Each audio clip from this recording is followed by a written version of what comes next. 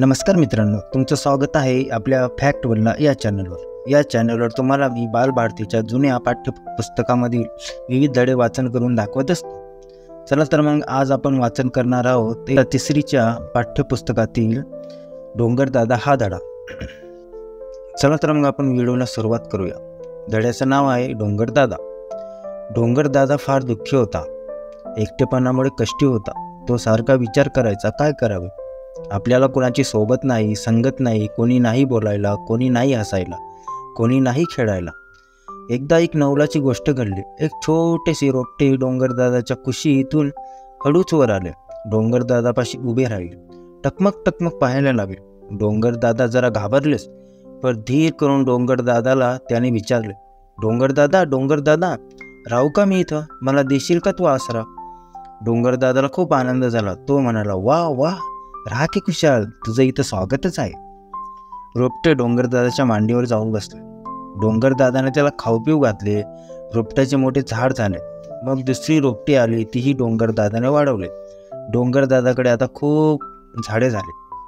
काही दिवसांनी धिटुकल्या वेली आल्या, झाडांच्या भोवताली जमल्या, हातात हात धरून फेर धरू लागल्या। मग काही बुटकी झुडपी आली, माना डोलावत उभी राहिली। त्यांच्यासोबत होते इवले इवले गवत, फारच होते लाजत। ते हळूच बिलगले डोंगरदादाला। गवताचा मऊ स्पर्श झाला, डोंगरदादाला गुदगुल्या झाल्या। काही दिवसांनी डोंगरदादा झाडा झुडपांनी भरला, गवत वेलीने सजला, रंगबिरंगी फुलांनी नटला, खूपच शोभन दिसू लागला।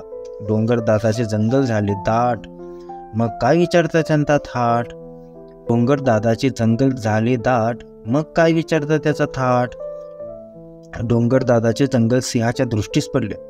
तो डोंगरदादाकडे आला, आयाड झुलवू लागला। डोंगरदादाच्या कुशीत होती झाडे झुडपे गाढ झोपलेली। सिंहाने गर्जना केली, तेव्हा झाडे झुडपे वेली फुले थरथरली, खडबडून जागी झाली। डोंगरदादाने सिंहाकडे पाहिले, त्याला विचारले, काय झालं रे बाबा, एवढ्या मोठ्याने असा का ओरडतोस?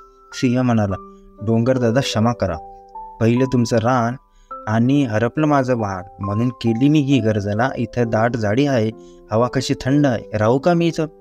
डोंगरदादा म्हणाला, हो हो, अगदी आनंदानं। ही पहा ऐसपेस गुहा, यात तो खुशाल राहा। सिंह खुश झाला, तो गुहेत राहायला लागला, जंगलात रुबाबात फिरायला लागला।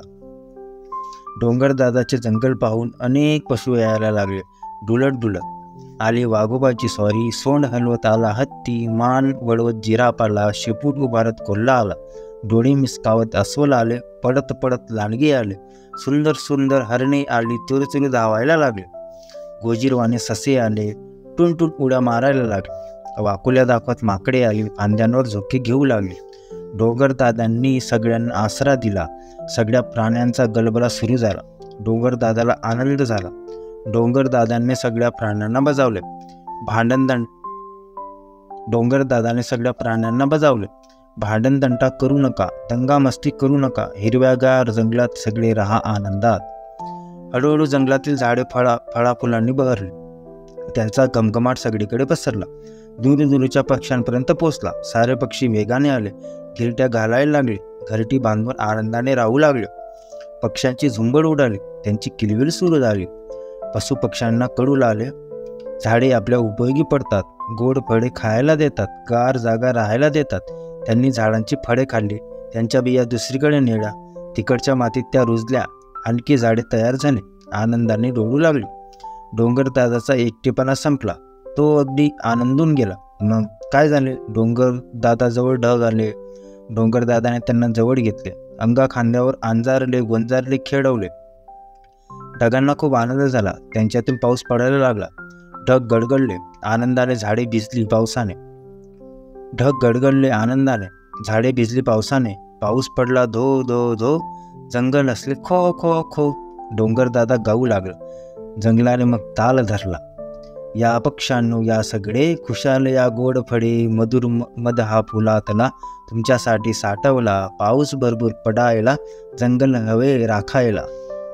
तर मित्रांनो, तुम्हाला हा पाठ कसा वाटला कमेंट करून नक्की सांगा। चॅनलवर नवीन असाल तर चॅनल सबस्क्राईब करा, सपोर्ट करा। चला तर मग भेटूया आपण पुढच्या व्हिडिओमध्ये, तोपर्यंत तुमचं धन्यवाद।